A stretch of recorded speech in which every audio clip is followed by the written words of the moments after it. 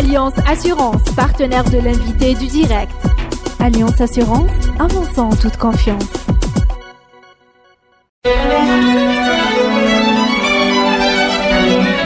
Pour bien s'entendre, il faut bien s'écouter. Rendez-vous sur M, la petite radio du Grand Maghreb. Amis auditeurs, bonjour. Nous avons le plaisir d'accueillir dans Radio M le professeur Abdelrahman Mebtoul ce matin. Professeur, bonjour. Bonjour. Merci de nous avoir fait l'amitié de venir d'Oran pour être sur le plateau entre autres de Radio M. Vous ne faites pas que ça à Alger.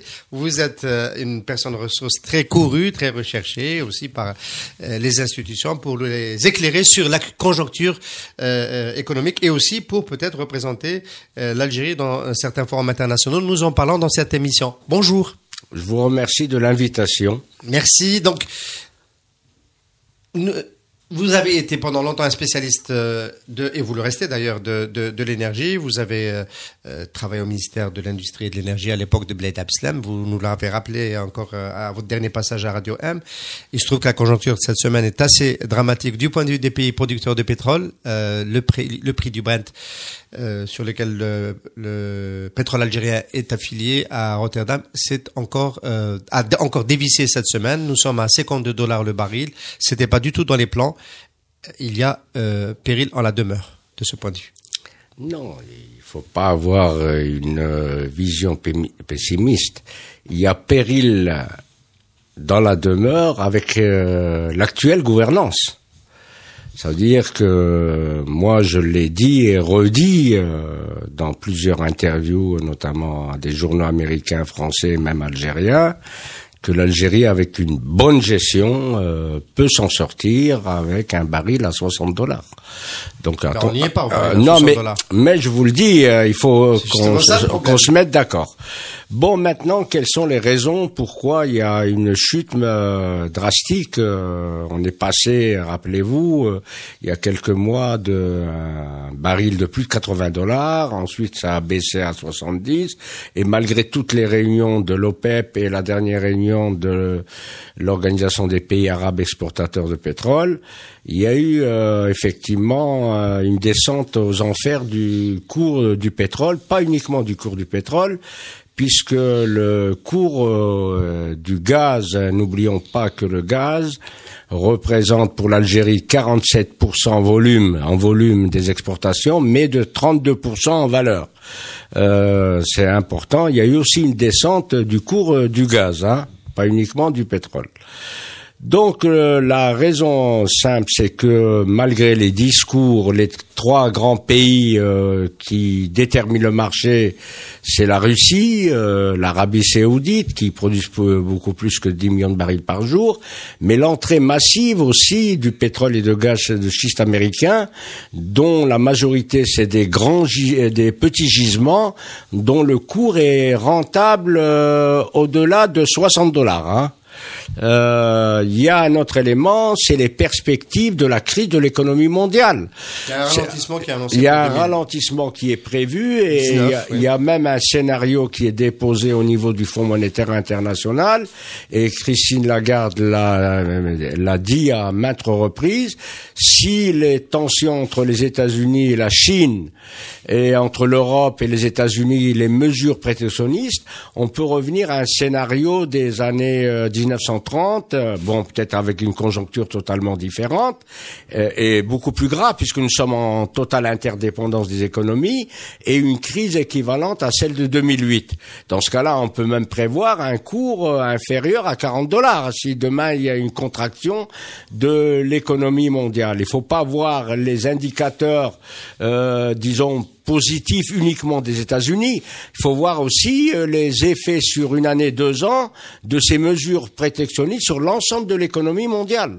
Professeur Mebtoul, pour toutes les raisons que vous venez d'évoquer ici, est-ce qu'on ne peut pas dire tranquillement qu'il y a désormais un plafond de verre sur le prix du baril qui se situerait autour des 70-75 $ le baril dans une moyenne durée, plafond de verre au-delà duquel le baril ne peut pas remonter parce que il remet en lice les huiles et le gaz aux États-Unis, non conventionnels, et il remet en liste tous les gisements qui coûtent cher. Et donc, on va rester dans ce ventre mou de prix qui n'est peut-être pas du point de vue du budget algérien, parce que c'est en fait cela qui nous intéresse, suffisamment rémunérateur. Avec une bonne gouvernance, on s'en sortirait, on l'a bien compris, avec $60 en baril. Mais on n'est pas dans la bonne gouvernance, on est dans cette gouvernance-là. Du 5e mandat, du 4e mandat, désolé d'anticiper, des années Bouteflika, et on n'arrive pas à résoudre le problème. On est, pour la 5e année, en 2019, sur un budget déficitaire.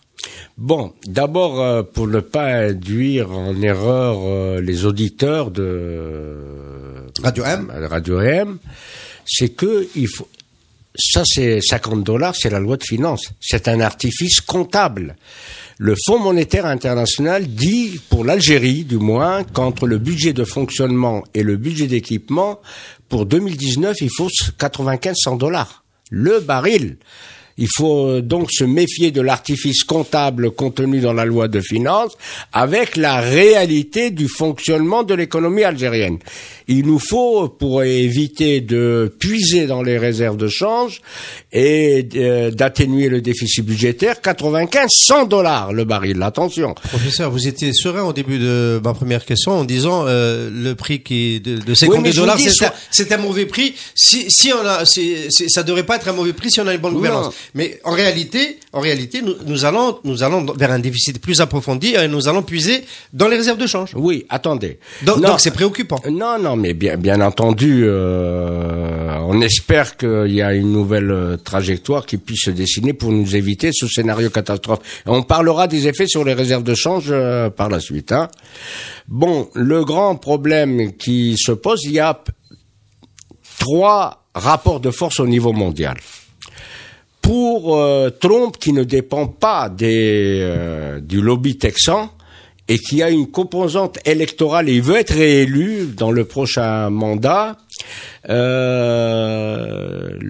même les Européens, on a vu ce qui s'est passé en France avec, ils souhaiteraient un baril entre $50-60. 50, 55, $60. Ça, c'est le vœu des Occidentaux et des États-Unis. La Russie, d'après la déclaration du ministre, c'est un grand pays gazier et pétrolier, dit nous, ça nous arrange, $60-65. L'Arabie Saoudite vous dit le prix d'équilibre pour nous, c'est entre $65-70. Bon, moi, je l'ai dit à plusieurs fois, même à votre radio, c'est que le prix qui arrange à la fois les pays consommateurs et les pays producteurs, le prix d'équilibre, qui puisse aussi favoriser, bien entendu, l'investissement, c'est $70. C'est le prix d'équilibre, en principe, qui puisse arranger. On est loin du prix que souhaite Trump, avec $70. C'est plus le prix, c'est plus le prix d'Ahmed Wahia, celui-là. Non, Trump souhaite un baril entre $50-55. Oui. C'est pas pareil. Même les Occidentaux. Bon, la Russie vous dit, moi, 60-65, ça m'arrange. Alors, si on intègre cette donne, qu'on est en train de rentrer dans une situation où durablement, c'est-à-dire sur une période de 4-5 ans encore, on sort d'une période de 4 ans où le pétrole était en dessous des $50, on va être à ce niveau de prix, celui dont vous avez indiqué la fourchette, celui-là. Comment on s'en sort en Algérie? Vous avez évoqué tout à l'heure l'espoir du retour à une trajectoire budgétaire raisonnable. Est-ce qu'on ne l'avait pas entre les mains avec le document de la task force qu'elle a laissé au gouvernement Sellal, qui comportait à la fois une trajectoire budgétaire qui nous ramenait plus ou moins à l'équilibre en 2020, l'équilibre budgétaire, et qui comportait aussi un nouveau modèle de croissance économique qui tendait à diversifier l'économie. Est-ce que c'est pas tout simplement cette feuille de route qu'on aurait dû appliquer et qui a été abandonnée par le gouvernement Ouahia? Non, il faut revenir à la réalité algérienne. Depuis, d'ailleurs, moi, je me suis insurgé contre la règle des 49-51%. Pas pour les secteurs stratégiques, qu'il s'agit de définir, parce qu'ils sont historiquement datés. Ce qui est stratégique vers les années 60 n'est pas stratégique vers les années 2016-2020. Donc c'est historiquement daté. Là, c'est que l'Algérie a supporté tout le surcoût, et au départ, lorsque le premier ministre de l'époque a instauré la règle, il a dit ça va avoir un impact positif sur la réduction des importations. Il n'y a eu aucun impact. Ensuite, on est revenu aux licences d'importation. Récemment... Attendez, le 49-51, c'est la loi complémentaire 2009. Oui, c'est Ahmed Yahya qui était... Et c'était pas les importations, c'était les mouvements de devises, surtout. Non. C'était la balance capitale qui était ciblée. Mais... Pour qu'il y ait moins de sorties de capitaux. Oui, mais bien entendu, et moins d'importations. C'est lié. L'importation de devises. 51-49, ça n'a rien à voir avec les importations. Non. C'était pour limiter. Ça n'a pas eu d'effet. Je m'excuse. Il n'y a pas eu d'effet. C'est ça là. On n'a jamais voulu faire un bilan de la règle des 49-51. On n'a jamais voulu. Non, mais ma question, c'était quand même sur le budget, professeur. Sur le budget. Non. Avant d'arriver à l'investissement, parce que là, il s'agit d'attractivité. Non, s'il vous plaît, monsieur Efsan. C'est que les importations, depuis cette règle, à ce jour, on parle, l'exception, ça a été encore 2013-2014, où les importations ont doublé. Bon, il y a eu, c'est vrai, une réduction depuis la crise de juin 2014. Bon, on est passé des environ 69-70 milliards de dollars à ensuite, je donne le chiffre de 2016, c'était 48 milliards de dollars. En intégrant la balance service. Non, de biens. Et 2018, ça va tourner autour de 45. Il n'y a pas eu d'impact entre 2016 et 2018. Mais là, c'est la balance commerciale. Il faut introduire les sorties de devises des services, les sorties de devises brutes de services, notamment Sonatrach et le BTBH, qui absorbent les 70% presque du total, varient entre 9 à 11 milliards de dollars par an, plus les transferts légaux de capitaux, qui sont totalement différents. Donc c'est la balance de paiement. Donc on a eu vraiment un montant dérisoire d'exportation pour 2016, parce que le cours était très très bas. Bon, ma question, professeur, à ce stade-là, puisqu'on parle des importations, oui. Est-ce que vous considérez, avec les chiffres que vous venez de donner, que depuis 2 ans, l'Algérie a atteint un plancher en dessous duquel elle ne peut pas descendre raisonnablement dans le volume et finalement les tarifs, les prix le coût de ces importations? 42, 43 milliards, 44 milliards de dollars. Est-ce que c'est pas un peu le plancher en dessous duquel il faut pas chercher à descendre? Parce qu'on peut plus. Non, c'est-à-dire que... Vous dites c'est un échec. Les tentatives de réduire les importations sont un échec. Non, qu'est-ce qu'on fait? C'est-à-dire, si vous voulez pas une implosion sociale, il faut que des entreprises publiques ou privées productives qui suppléent à l'importation. Or, c'est les chiffres de l'ONS, 80% du tissu économique est constitué de commerce et de petits services. Le secteur industriel, d'après le chiffre de l'ONS pour 2017, représente 6% du produit intérieur brut seulement. Et sur les 6%, 97% c'est des petites et moyennes entreprises peu innovantes. Suppléer aux importations, c'est... Comment? Se tourner vers l'exportation hors hydrocarbures. C'est ça, suppléer aux importations? Non, les exportations hydrocarbures. Nous, on a fait des calculs très très précis. Très très précis. Par exemple, si on prend les exportations hors hydrocarbures, le ministre du Commerce dit à peu près 6%, 94% hydrocarbures et 6% hors hydrocarbures. On a fait des calculs précis, on a pris toutes les rubriques produit par produit. On a trouvé que 67,5% pour 2017 relèvent de dérivés d'hydrocarbures. Les produits nobles, ce qu'on appelle manufacturés, qui sont soumis à la logique de la valeur internationale, moi je m'insurge contre le chiffre qu'a donné le ministre du Commerce. Il induit en erreur les autorités du pays. C'est pas 3 milliards de dollars, c'est 600 millions de dollars, fin 2018, de produits manufacturés. Tout le reste, c'était fin septembre. Non, fin 2018. Vous avez fait une projection. On est à peu près à 480 millions jusqu'à septembre. Si on prend la même tendance, on va aller vers un montant de 600 millions de dollars seulement. Avec une structure très oligopolistique, puisque Civital occupe une part importante dans ces 600 millions. Moi, je donne pour un scope pour Maghreb émergent. Je vous donne un peu la structure, par exemple, d'hydrocarbures, qui représente l'essentiel. Même si on s'en tient à 95%. Bon, le GNE et le GNL, c'est 32,7%. En valeur, hein. Enfin, c'est pas en volume. Le pétrole, 31,5%. Le condensat, 5,9%. Les produits pétroliers, c'est ça qui nous fait notre valeur. C'est pour ça que Sonatrach doit aller vers la pétrochimie, etc. C'est quand même 21% et dont le coût est relativement élevé sur le marché international. Et le GPL, 9%. Donc, lorsqu'on se focalise que sur le pétrole, attention, il y a les 32,7%. Pour 2017, c'est le bilan officiel de Sonatrach qui est disponible à la Banque d'Algérie et au Fonds monétaire international. C'est pas un secret, hein. Et d'ailleurs, c'est l'article que j'ai publié dans Maghreb émergent en détail. Professeur Mektoui, vous êtes en train de nous dire, les politiques de réduction des importations ont échoué, on n'arrive pas à descendre en dessous des chiffres que vous avez donnés. Vous êtes en train de nous dire que le ministre du Commerce nous vend 3 milliards d'exportations à la fin de 2018 hors hydrocarbures. C'est pas vrai. Vous avez utilisé le terme. Il a induit l'opinion en erreur. Oui. Il y a que 600 millions. Est-ce que vous n'êtes pas en train de nous tracer un tableau encore plus noir que ce qu'on peut penser, des possibilités de rebond de l'économie algérienne? Mais non. Mais si. Il faut dire la vérité si on veut corriger nos erreurs. Moi, je n'ai ni une vision de sinistrose, ni une vision d'autosatisfaction qui est source de névrose collective. Il faut dire la vérité. Lorsque vous faites un bilan serein, vous pouvez effectivement trouver des solutions de trajectoire. Si vous donnez de fausses données, et là, c'est lié effectivement, moi, ce que je déplore. La vérité, est-ce que c'est pas, professeur, la vérité, est-ce que c'est pas le fait suivant? Depuis le début du contre-choc de juin 2014, il y a eu une première tentative un peu timide du gouvernement Sellal avec la task force d'essayer d'introduire, on va dire, une rationalité budgétaire et tenter d'aller vers une diversification de l'économie avec ce fameux modèle qui a été mis au tiroir.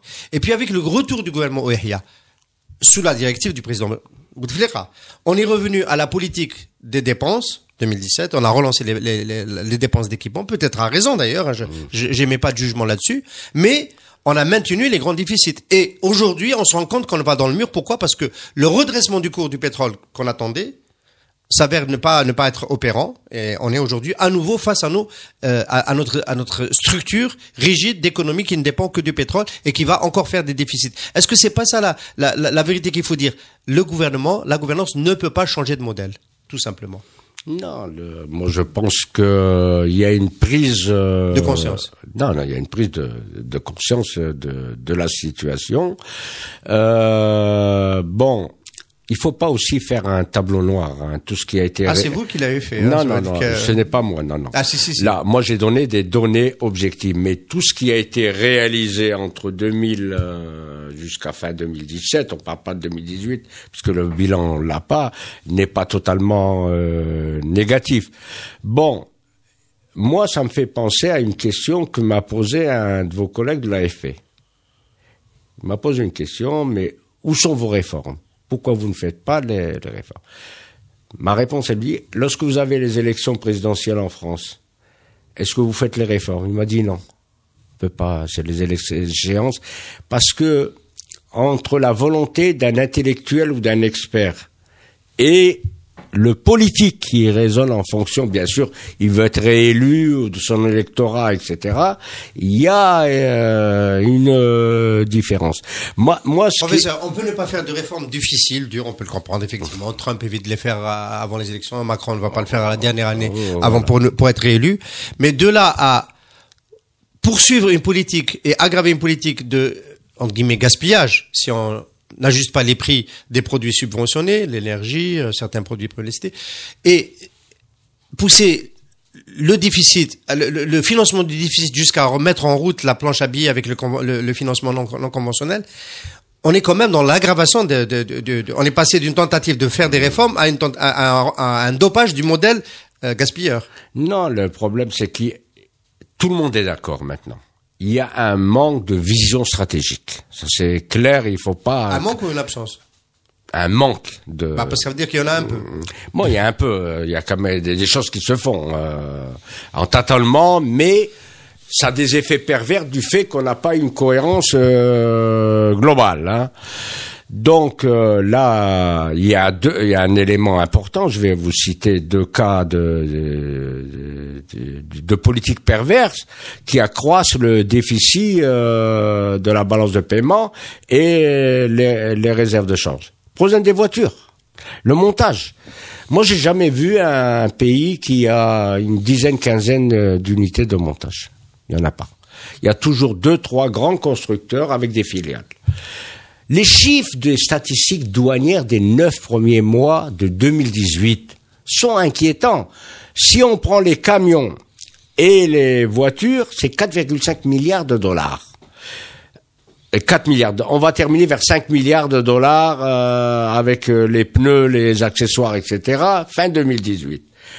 C'est des gens qui sont en taux d'intégration moyenne de 20%, pas plus, et qui produisent que 25 000.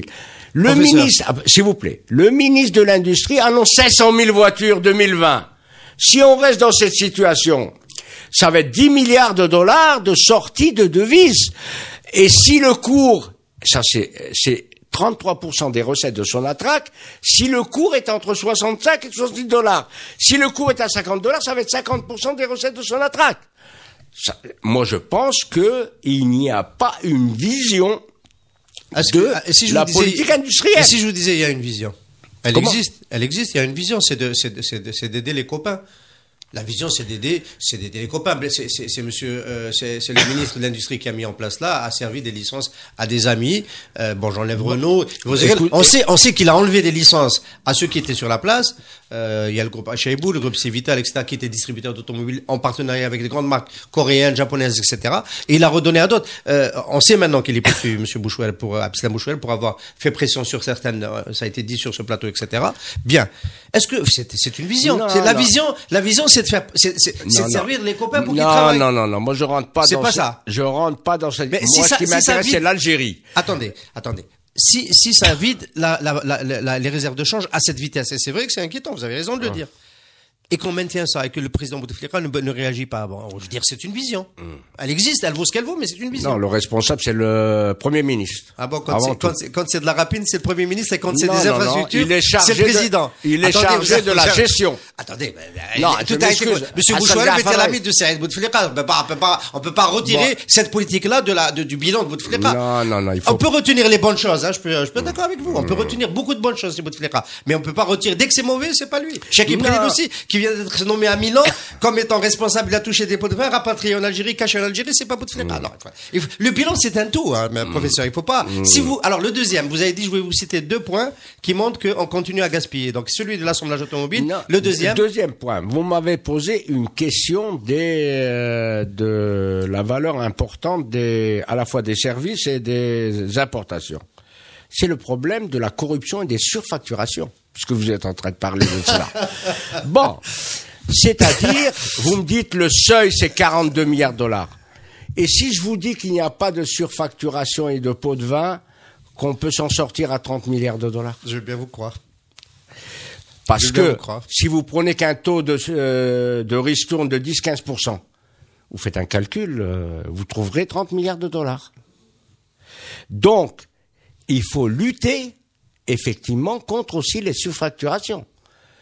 Et les surfacturations sont beaucoup plus faciles dans les services, qu'on oublie souvent, que dans les biens. Parce que les biens, moi je me rappelle, moi c'est dommage, vous êtes devant un monsieur qui vient me placer, vous savez que j'étais le 2e personnage de la Cour des comptes, c'est moi qui ai eu le dossier des surfacturations au moment du programme anti-pénurie du président Chadli, la Rahma. Et j'avais avec mes collaborateurs visité tous les ports, Annaba, Oran, Alger, avec les bateaux en rade, etc. Les surfacturations ont existé. J'avais demandé qu'on établisse un tableau de la valeur à la présidente de l'époque. C'est des réseaux intégrés, Doura, l'entreprise, banque, fiscalité, et reliés aux réseaux internationaux pour connaître à la fois les quantités, la qualité, les coûts, etc. Les biens, on peut réduire. Peut-être pas totalement, mais on peut arriver. Les services, c'est difficile. Vous payez la personne à l'heure. Combien qu'elle a travaillé à l'heure, etc. On oublie facilement que les sorties de devises des services, c'est entre 10 et 11 milliards de dollars par an. Bien sûr, c'est on s'appesantit que c'est les biens. Donc, si on prend 56 milliards de dollars de sorties de devises pour 2018, avec une rentrée qui va faire peut-être 39 milliards de dollars, imaginez-vous, on prend le taux de 20%. C'est le maximum.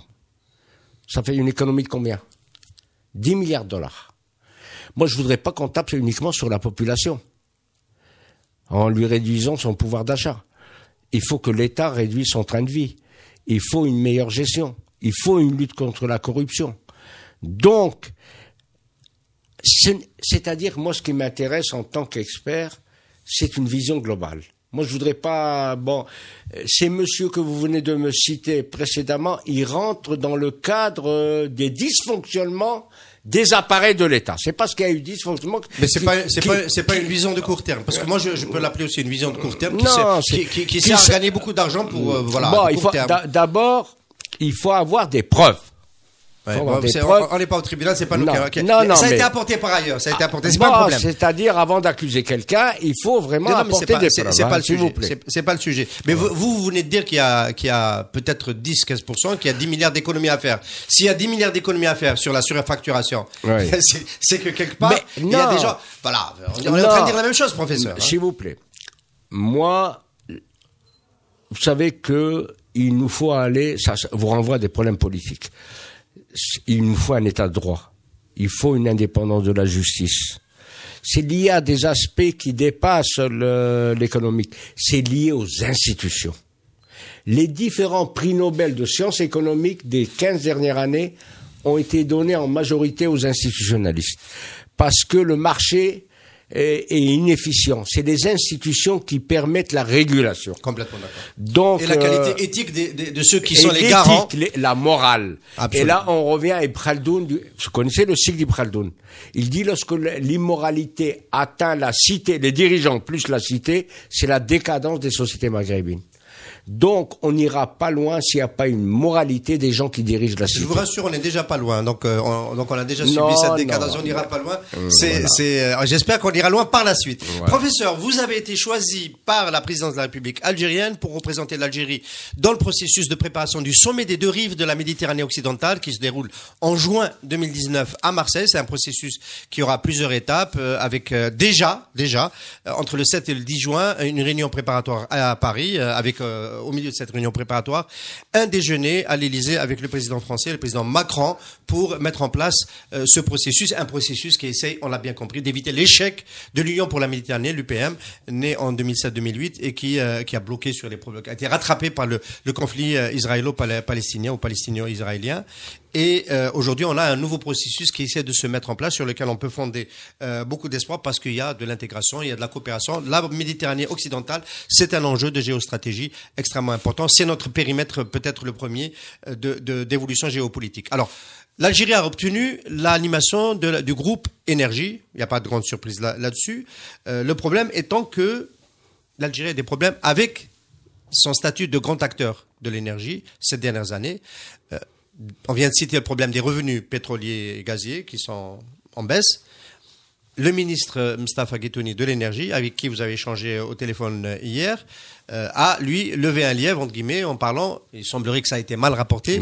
Ça a été mal rapporté. Donc, mais on va retenir l'idée que les quantités de gaz risquent de manquer à l'exportation bientôt. On va pas parler d'années. On va dire, ça va manquer si on continue sur le modèle de consommation actuel.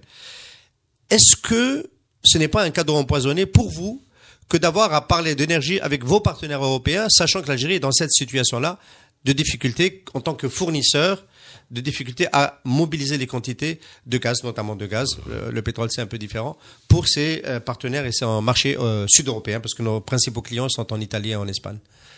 Bon, d'abord, moi je tiens à remercier son Excellence le Président de la République de m'avoir désigné, mais en tant qu'expert indépendant. Il m'a désigné non pas qu'en tant qu'officiel, mais en tant qu'expert indépendant parmi une proposition de plusieurs personnes. J'ai été choisi par le président de la République, hein, pas par la présidence comme vous l'avez dit. Hein, pour je voulais être prudent parce que j'ai vu le président de la République le 1er novembre dernier et il me paraissait pas très en forme. Non, voilà. Moi ça c'est vous qui le dites. Bon, moi voilà l'information qu'on m'a donnée. Donc moi je m'en tiens à cela, surtout que les affaires étrangères c'est son dada, peut-être les affaires internes, mais il y tient beaucoup au niveau des affaires étrangères. Bon, c'est une réunion effectivement du sommet des deux rives de la Méditerranée occidentale qui réuniront les chefs d'État des 5+5 le 24 juin à Marseille. Il y a eu 5 groupes qui ont été constitués. Bon, il y a le Maroc, c'est sur l'économie et l'innovation. Malte, c'est sur la jeunesse. L'Italie, c'est sur le développement durable. Le Portugal sur la culture. Et le Portugal sur la culture. Et l'Algérie a négocié pour avoir le dossier, me semble-t-il, un des plus importants des 2 rives de la Méditerranée, qui est celui de l'énergie, qui devra traiter pas uniquement pour l'Algérie, mais pour les 5+5, le problème de l'avenir des hydrocarbures traditionnels, des énergies non conventionnelles, dont le pétrole et le gaz de schiste, dont l'Algérie est le 3e réservoir mondial, du développement des énergies renouvelables, de l'efficacité énergétique, et comment faire un copartenariat entre les 2 rives de la Méditerranée et les différentes grandes sociétés pour effectivement aller vers un nouveau modèle de consommation énergétique, s'orientant vers un mixte énergétique. Voilà un peu. Début janvier. Bon, moi j'ai été désigné pour l'Algérie en tant que chef de file. Je présiderai 10 ONG. Pourquoi 10 ONG? C'est que chaque pays a le maximum de 10 ONG. C'est pas parce qu'on a limite à 10, ça veut dire qu'on ne pouvait pas avoir plus, qui regrouperont le patronat public, privé, les intellectuels, des artistes. Ça va être ouvert à toute la société civile. En fonction des groupes de travail. Voilà, et même on m'a dit des journalistes. Donc ça va être ouvert. Moi, je veillerai personnellement à ce que la société civile soit représentée dans toute sa diversité. Alors ça, c'est pour la mission dans sa globalité. Sur le volet énergie, qu'est-ce que vous attendez de vos partenaires européens, et surtout, qu'est-ce que comment eux vont regarder l'offre algérienne? Parce que, en 2 mots, on était fournisseur de gaz naturel, pas accessoirement, mais aussi de pétrole pendant les 40-50 dernières années. Aujourd'hui, il y a des questions qui se posent sur la capacité de l'Algérie à être encore un grand fournisseur. Et puis, quelle est l'opportunité que le marché algérien va offrir aux investisseurs européens, notamment dans la transition énergétique, les économies d'énergie, c'est un volet important, et le développement du renouvelable? Non. Je pense qu'il faut pas je préside la commission des 5+5. Je préside pas la commission de l'Algérie. Je suis désigné pour l'Algérie. Ça veut dire que pour l'énergie, je vais avoir la vision globale. Mais moi, non, si on sortait de ce problème organique, non, je vais répondre sur le contenu. Je réponds à votre question. Moi, j'ai eu mon ami Guy Touni au téléphone hier. Moi, je pense que ça a été le ministre de l'énergie. Le ministre de l'énergie. Moi, je pense que ça a été très très mal interprété ses propos. Il n'a jamais dit effectivement que l'Algérie dans 3 ans elle pourra plus honorer ses engagements internationaux. L'Algérie pourra honorer ses engagements internationaux. Je parle en termes de gaz traditionnel jusqu'à 2030. Ça c'est clair, c'est les chiffres, on le voit à travers les capacités, même avec la très forte consommation intérieure, puisque les études du ministère de l'Énergie disent qu'avec les prix subventionnés, la consommation intérieure risque de rejoindre les exportations actuelles. C'est pas possible. Entre-temps, il faut pas avoir une vision négative, c'est que l'Algérie a intérêt, pour éviter ce scénario catastrophe, d'aller vers l'efficacité énergétique. On ne construit plus actuellement, moi je m'insurge sur la politique de l'habitat. Vous avez parlé du fameux modèle. Moi je vais vous remettre, je vais vous dire, parce que avant l'élaboration du modèle, Abdelmalek Sellal m'a confié avec une vingtaine d'experts la stratégie de la relance économique 2014, 2025, 2030. Et où on avait fait l'évolution internationale, les rapports de force intérieure. Ça se limitait pas uniquement à l'économique. Moi, je ne crois pas qu'à l'économique. Je vois à l'interaction du politique, de l'économique, du social et du culturel. Bon, les experts retenus par la suite, les 7 experts, ont modélisé Mais un modèle n'est qu'un modèle, c'est-à-dire il ne peut être mis en œuvre qu'en fonction des rapports de force sur le terrain. Il faut être réaliste.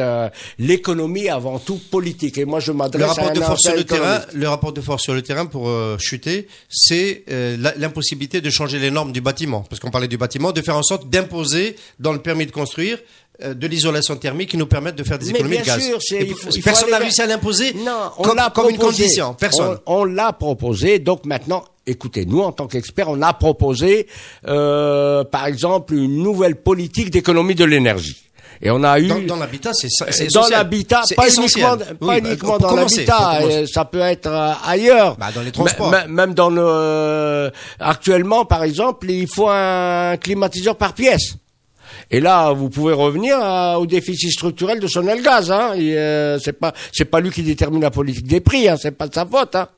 Donc le problème qui se pose, un autre élément, c'est moi qui ai dirigé pour le gouvernement le dossier du pétrole et de gaz de schiste, avec une vingtaine d'experts, nationaux et internationaux. Il y a une dizaine de volumes. On l'a intitulé Opportunités et risques. Bon, l'Algérie, c'est le 3e réservoir mondial. Mais les études qu'on a fait avec les ingénieurs de pointe, c'est qu'il va avoir entre 2022 et 2024 d'autres techniques que la fracturation hydraulique, qui vont économiser 90% d'injection de l'eau douce et plus de 97% d'injection de produits chimiques. Actuellement, la fracturation hydraulique classique est dangereuse. Et là, il faut aussi l'adhésion de la population, ce qu'on a demandé dans le rapport. On ne peut pas faire un diktat au niveau de la... Il faut leur expliquer. Il y a aussi un autre élément, c'est les énergies renouvelables. Pour expliquer à nos amis auditeurs sur cette séquence gaz de schiste, vous dites il faut rester en mode veille. Parce que la technologie peut avancer et on arrive à une situation où on pourra exploiter ce. Oui. Vous pensez que c'est possible? C'est possible. Je vous le dis d'une manière sincère. Et comment vous pouvez savoir que ça arrivera en 22-23? On peut jamais savoir à quel moment cette avancée technologique qui permettra d'économiser l'eau douce et les produits chimiques qui permettent la fracturation de la roche dans le forage horizontal. Vous dites c'est 2022-2023. Vous pouvez pas savoir à l'avance à quel moment ça va arriver. Non, c'est des techniques qui sont en expérimentation actuellement. D'accord. Oui. Et elles deviendront économiquement elles rentables seront rentables que vers 2022-2023, pas avant. Mais ils sont déjà mis en œuvre. Très bien. Vous savez que c'est le secret des brevets, les gens vous savez que le problème du pétrole, du gaz de schiste, ça fait avant que les États-Unis le lancent. Professeur, vous répondez juste à une partie de la problématique du gaz de schiste, puisque vous l'avez évoqué, on va s'arrêter une seconde là-dessus.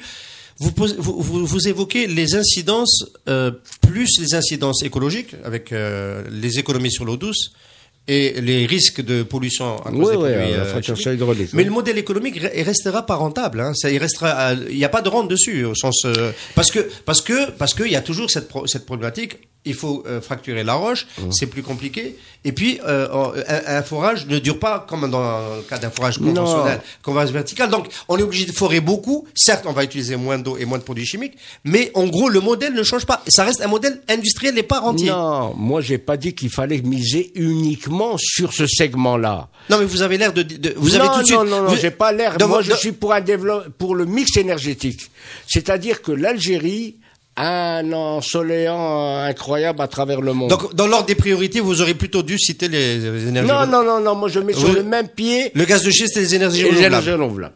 Moi je ne préfère ni l'un ni l'autre, ça veut dire tout dépend. Par exemple, les coûts, vous voyez, il y a les études aux États-Unis, les coûts, par exemple, de fracturation ont diminué de 70%. Professeur, vous allez avoir en face de vous, Monsieur Macron, dans quelques jours, il y a un moratoire en France qui interdit l'exploration du gaz de schiste. Et c'est le cas d'autres pays de vos partenaires du 5+5. Ça vous gêne pas? Non, c'est pas ça. C'est que je vous dis que... Non, ce que je veux dire par là, que c'est une marchandise américaine, cette histoire. Écoutez, l'Algérie, c'est l'Algérie. Nous, on ne dépend pas de la France. Moi, je défends les intérêts de mon pays. Oui. Que Macron défende les intérêts de la France, c'est son affaire. Mais pourquoi vous me dites vous allez avoir en face de vous Macron? Non, parce qu'ils considèrent que c'est quelque chose qu'il faut pas développer chez eux. Non. Ils ont pas eu une position il y a un moratoire tranchée. Bon, ça c'est en fonction des rapports de force avec tout ce qui se passe en France avec les écolos. Par contre, il n'y a pas de moratoire sur le renouvelable. Et ça, vous le mettez quand même au même pied d'égalité sur le gaz de schiste. Les énergies renouvelables. Je suis un peu déçu que vous le mettiez pas devant. Alors que ça a été dicté comme priorité par le président. La seule fois on l'a vu remettre en vie le Conseil national de l'énergie en février 2015, c'était pour nous dire priorité nationale absolue, urgente, le renouvelable. Et vous dites même pied d'égalité que le gaz de schiste. Non, il faut aller vers un mix énergétique. Oui, mais dans le mix il y a des priorités. Bon. Là, ça dépendra effectivement. Vous savez que les énergies renouvelables, le coût a été diminué au moment où je vous parle à 50%. Raison de 50%. Plus. Sur le voltaïque, sur le photovoltaïque. Non. Il y a pas que, il y a le thermique et la baisse de coût la plus spectaculaire, c'est sur le PV. Bon, là, il y a un débat où les experts algériens ne sont pas d'accord entre le thermique et le voltaïque. Monsieur Boutelfa, avec son projet d'appel d'offres à 4000 mégawatts d'un coup, 4 gigawatts, a mis en avant le PV en priorité. Oui, d'accord. Bon, enfin. Et depuis, on n'a pas changé de doctrine. Oui. Bon. Il y a un autre élément, c'est que le coût avant c'était très élevé, maintenant le coût a diminué de 60-70% au Texas, aussi pour le pétrole et le gaz de schiste. C'est pour ça que c'est rentable à $55-60, parce que la technologie évolue des deux côtés, que ce soit pour les énergies renouvelables ou pour le pétrole et le gaz de schiste. L'énergie est au cœur de la sécurité nationale. Donc, il faut pas, il appartiendra à des études en fonction, bien sûr, de l'Algérie, parce que du modèle de consommation algérien, de voir un peu comment on va s'orienter vers le nouveau modèle de consommation énergétique. Du point de vue global de la Méditerranée, puisque vous posez le problème de la Méditerranée, c'est que il faut qu'on s'adapte. Vous savez qu'il y a eu une émission qui vient de passer récemment avec des spécialistes disant que 50% en 2025 du parc voiture en Europe va être des voitures électriques ou la hybride. Donc, là, ça pose un véritable problème pour le cas algérien. Ils pourront jamais exporter. Est-ce qu'ils pourront exporter si c'est de l'essence ou du gasoil? Ils pourront plus. Ça va être interdit. Donc, avec le problème écologique. Vous dites sécurité nationale, l'énergie, et dans votre dernière contribution que nous avons publiée sur Maghreb Émergent, vous citez le cas de Sonatrach, qui est l'acteur, le garant de cette autonomie souveraine sur l'énergie. Est-ce que vous êtes toujours aussi inquiet sur le développement de Sonatrach? On a entendu M. Trudeau parler de la fuite des cadres, 14 000 ressources qui ont quitté sur ces dernières années Sonatrach. Il veut augmenter les prix pour les salaires, pour garder ses meilleures ressources. On peut le comprendre, hein. C'est la manière la plus saine de le faire. Vous dites... le management de Sonatrach aujourd'hui va dans le bon sens avec sa politique d'acquisition à l'extérieur, Augustin en Sicile, avec sa politique de pacifier les conflits pour ne pas aller devant les tribunaux internationaux, notamment avec les Français de Total et de Technip. Vous dites ça va dans la bonne direction? Bon, moi j'ai pas attendu Vous savez que le premier contrôle de Sonatrach, c'est moi qui l'ai dirigé. De 74. Attendez, on est reparti trop loin en arrière. Là. Non. C'est le même problème. Bon, avant il y avait des divisions, maintenant c'est différent, mais du point de vue fonctionnement, avant il y avait Aitli-Aoutsine, il y avait Mazouni, il y avait les trucs. Bon, on avait une bonne société, même du temps c'est bon. On avait de grands managers. De grands managers. C'est moi qui dirigeais l'étude. C'est pour vous revenir au management. Et lorsqu'on a fait, il y avait quelques unités à Arzeux, très peu à Skikda, etc. C'était pas la situation actuelle. On avait dit à l'ancien ministre c'était le gros ministère de l'Industrie et de l'Énergie, qu'il fallait aller vers un nouveau management stratégique et élaborer des comptes physico-financiers. À l'époque. C'était un grand mathématicien polonais qui nous avait fait le modèle, disant qu'on additionne des prix de marché avec des prix administrés, on ne voit pas clair dans les comptes de Sonatrach, on ne sait pas, c'est des comptes de transfert très flous, et on avait demandé des éclatements. Donc ça date pas d'aujourd'hui, et par malheur, j'ai appris cela il y a 3-4 ans, que cette étude, on la retrouve, elle a été mise en place aux États-Unis. Alors que les Algériens ne l'ont pas utilisée. Pour vous dire la déperdition des propositions. Est-ce que M. Ouelkhadoul va dans le bon sens? Voilà. Moi, je pense que l'actuelle direction, ça va dans le bon sens. Ouelkhadoul est un bon manager. Moi, je ne rentre pas dans les considérations personnalisées, hein, mais je pense que l'actuelle direction, moi, il m'a invité personnellement pour donner mon point de vue devant tous les cadres de Sonatrach, comment j'entrevois la Sonatrach horizon 2030. J'ai donné mon point de vue, il a fait appel à d'autres, donc moi je pense que ça va dans le bon sens. Mais le grand problème, il faudrait arriver, ce n'est pas uniquement de l'organisation. Moi je l'ai dit à Abmomen, il ne faut pas t'apesantir uniquement sur l'organisation, il faut aussi aller vers une nouvelle comptabilité. Moi, ce qui m'intéresse, c'est la valeur. C'est pas que tu me donnes des bilans en volume physique. Ça n'a aucun sens. Il y a, lorsque on a élaboré le dossier des carburants avec le bureau d'études Ernest Young, c'est moi qui dirigeais l'étude, qui l'ai présentée d'ailleurs à la commission économique de l'APN. J'avais proposé des subventions ciblées. À l'époque, attention, vous allez être importateur de gasoil. Devant la commission économique de l'APN en 2008. Et il nous a été impossible, par exemple, du champ de Hassermel à Hassim Saoud, aux unités, d'arriver à un cours et de voir clair comment se dispatche la structure des coûts. La Sonatrach, en termes d'individu, donne des comptes consolidés, qui n'ont pas de sens.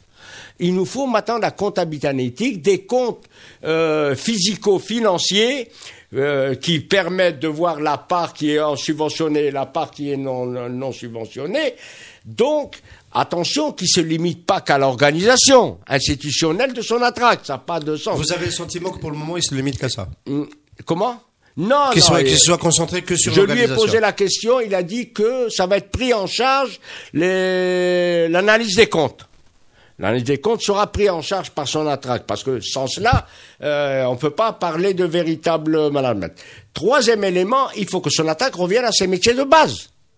Elle n'a pas à se disperser, à faire de l'aviation, à faire n'importe quoi. Il faut qu'elle se limite à ses métiers de base si on veut un bon management stratégique. Sonatrach est dans le football et M. Ouelkhadoul passe son temps sur les résultats du MCA, dont il n'est même pas supporter. Moi, vous me parlez de management. On l'a bien noté. Retour au métier de base. Alors, dans le retour des métiers de base, on va arriver un peu sur la fin. Il y a cette tentative en cours de réformer la loi sur les hydrocarbures pour la rendre encore plus attractive. Est-ce que vous considérez, pour rétablir l'attractivité du domaine minier algérien, l'AMAN, qu'il faille aller peut-être avec plus de souplesse, permettre à Sonatrach de sceller des contrats en gré à gré? Ça a été le cas sur certains gisements, Anadarko, BP sur En Saleh. Ou est-ce que vous voulez maintenir le système du régulateur, la NAFT, qui gère le domaine minier, qui lance des appels d'offres, et le système des appels d'offres stricto sensu? Ou est-ce que vous considérez que c'est plutôt du côté de la fiscalité qu'il faut agir, que c'est pas l'organisation des appels d'offres? Non, moi je dis que la loi de février 2013 est inadaptée à la conjoncture actuelle. Elle n'a pas suffi à relancer Non, il y a eu très peu, vous le voyez, en termes d'investissement. C'est à cause des prix? Je vous ai donné les données dans l'article que j'ai fait à Maghreb Émergent. Les IDE dans les hydrocarbures ont chuté entre 2007 et 2017. D'une manière drastique. Ouais. On n'a pas attiré effectivement les investisseurs. Ça a été fait au moment où le baril était à $170. On est dans un système concurrentiel.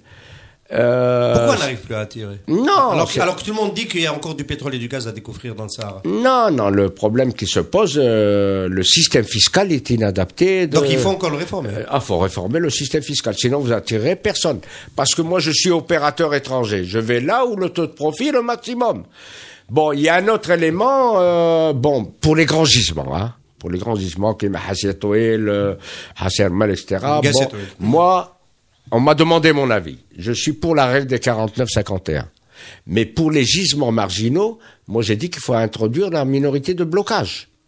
personne n'ira dans les gisements marginaux. Et ça se concerne aussi les autres secteurs, hein. C'est-à-dire que les PMI, PME, allemandes, tous les ambassadeurs nous l'ont dit. Professeur, si vous le dites pour le pétrole et le gaz, on a bien compris que c'est valable pour les autres gisements, pour les autres secteurs. Ouais. Donc pour les gisements marginaux. Non stratégiques. Pour les gisements marginaux, vous considérez que même la règle de partage production sur la base actuelle n'est pas bonne.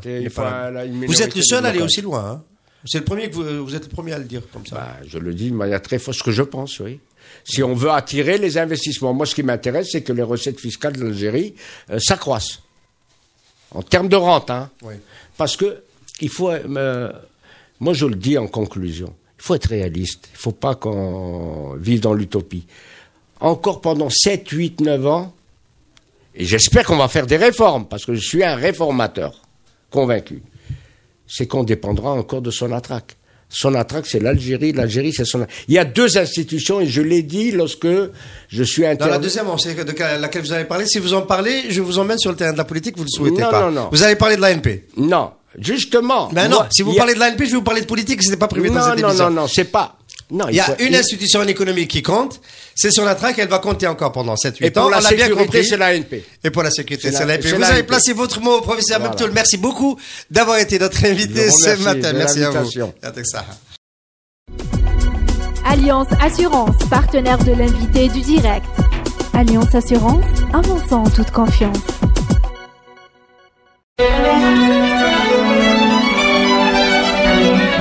Pour bien s'entendre, il faut bien s'écouter. Rendez-vous sur M, la petite radio du Grand Maghreb.